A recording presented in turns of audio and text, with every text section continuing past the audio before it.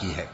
سو جس نے اللہ کے رستے میں مال دیا اور پرہیزگاری کی اور بہترین بات یعنی کلمہ توحید کو سچ جانا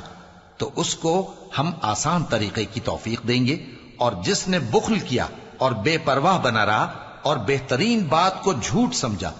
تو ہم اسے رفتہ رفتہ سختی میں پہنچا دیں گے،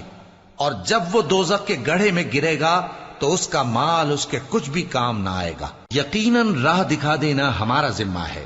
اور بے شک آخرت اور دنیا ہماری ہی ملکیت ہیں۔ سو میں نے تم کو بھڑکتی آگ سے خبردار کر دیا ہے، اس میں وہی داخل ہوگا جو بڑا بدبخت ہے، جس نے جھٹلایا اور منہ پھیرا، اور جو بڑا پرہیزگار ہے وہ اس سے بچا لیا جائے گا۔ وہ جو اپنا مال دیتا ہے تاکہ پاک ہو، اور اس لیے نہیں دیتا کہ اس پر کسی کا احسان ہے جس کا بدلہ اتارا جائے، بلکہ اپنے رب اعلیٰ کی